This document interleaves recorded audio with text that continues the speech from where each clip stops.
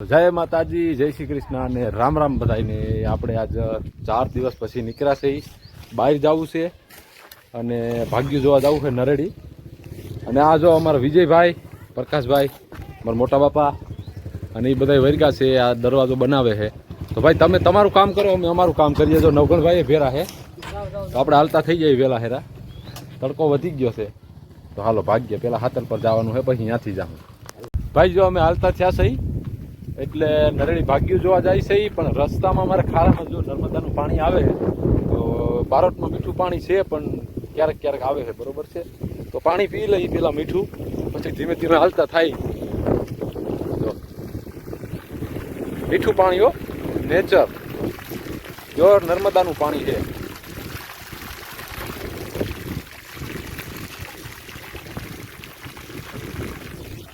અને એટલામાં મીઠું પાણી અહીંયા આવે છે, પણ કોઈ ભરવા આવવાનો વારો આવતો નથી. સમજ્યા?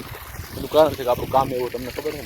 અને પબ્લિકે અહીંયા જો પાણી ભરવા માટે શીશો બાંધ્યો છે, તો હું થોડુંક પાણી પી લઉં. મીઠું પાણી હો.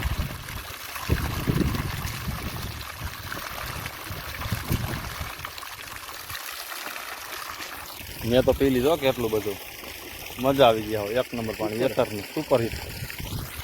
ફિલ્ટરનું પાણી ટૂંકું પડે એવું નર્મદાનું પાણી. તો હવે આપણે હાલતા થઈ સાતલપુર જવું છે, એક તો મોઢું ભરાઈ ગયું પાણી વાળું. આપણી જોઈ લો 96-69 કમ્પ્લીટ છે. હાલો ભાઈ સ્લેપ મારો. વટવાળા હોટલે પૂકી ગયા છે આપણે. જોઈ લો ટ્રાફિક. તો અહીંયા પૂગ્યા છે આપણે. હવે સાતલપુર પૂકી જાય પછી ત્યાંથી આગળ હાલશું. અમારા ગામમાં આપણે પૂકી ગયા છે સાતલપુર. નવગણના કાંકડા ચરાવી છે, તો ગાડી અંદર રાખી દઈએ. જો કે અહીંયા આટલા બધા ને મોટે છે માતાજીમાં. અહીંયા ડેલી ખોલ નાખીએ, અંદર મૂકી દઈ ગાડી. હાલો આપણે ચા પાણી પી લીધા છે અને હવે હાલતા થઈ આપણે સીધા નરેડી. અને જો ભાઈ ચશ્મા લે છે, ગાડી બહાર નીકળી ગઈ છે આપણી. તો હાલો આપણે હાલતા થઈ જાય પછી સીધા નરેડી ખેતરે પૂગશું, બરોબર છે. ત્યાં છે સાઈડમાં જો આ બાજુ ભીંડા વાવેલા છે, બકાલાની ખેતી કરે છે. અને લગભગ હામી વાળી દેખાય ને એની છે, બે વાળી હામહામી છે. તો જોઈ લે ઈ હોતે.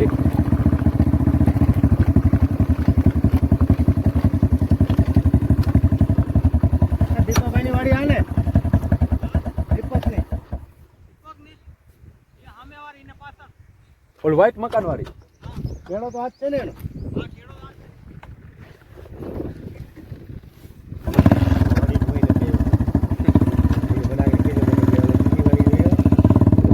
તો સફેદ મકાન ઓલું પાછળ તમને બતાવીએ. જો ઓલું દેખાય આની પાછળ, મકાનની પાછળ છે. અને આ રોડ ટચ જ છે, આમ આમી વાળી છે. અને જો રહેવાની સુવિધા સારી છે.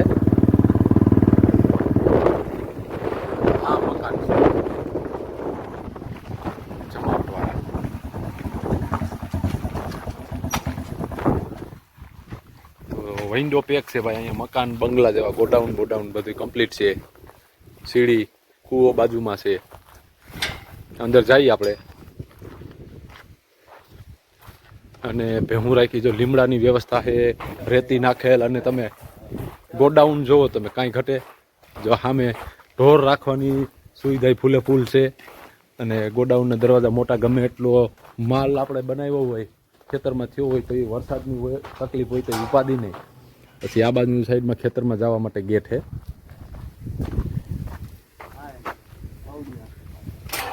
આ જમીન માલ ઢોરે રાખ્યા છે.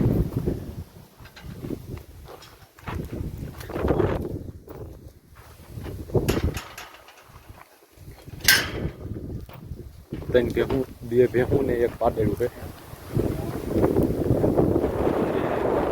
આ અંદાજિત 10 વીઘા છે, 10 વીઘા જેટલું છે ભાઈ. અહીંયા ફરતી બોર્ડર મારેલી છે. ને ઓલી બાજુ રોડ લાગે મેઘપુરનો. મેઘપુરનો લાગે ને, મેઘપુર નાવડાનો રસ્તો લાગે, ઓલી સાઈડમાં નીણે વાવેલી છે.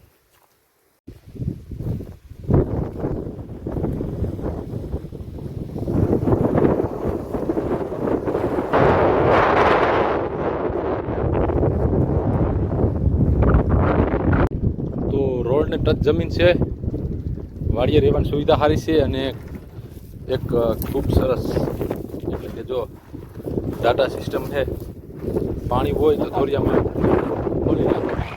અને એક અહીંયા પછી આ બે ત્રણ ચાર જગ્યાએ ડાટા રાખેલા છે અને રોડ ને ટચ આવ જમીન બહુ સારી છે. તો વાડી જોઈ લઈએ આપણે, પછી ઓલા ભાઈ આવશે પછી એની મુલાકાત કરશું.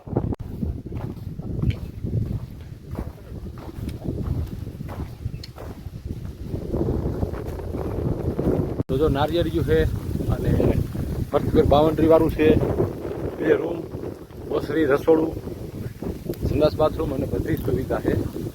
અને જો એન્ટ્રન્સમાં રોડમાં ડેલો પેક થઈ જાય એટલે પૂરું ફરતી કોઈ બાઉન્ડ્રી વાળું છે. તો જગ્યા બહુ સારી છે આમ તો. તો હવે આપણે ઘરધણીની મુલાકાત કરી લઈ. ભાઈ ઉનાળુ તલ અને આમ જો કાંઈ ઘટે, સિંગું આવી ગયું છે.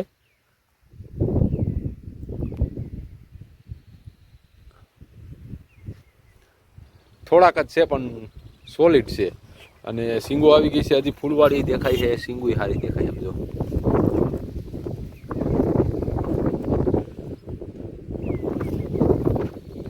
હવે આપણે નરેડી તો ઘૂમરો મારી લીધો. તો વૈશમાં જો કાંતિભાઈએ તલ વાવ્યા 5 વીઘાના.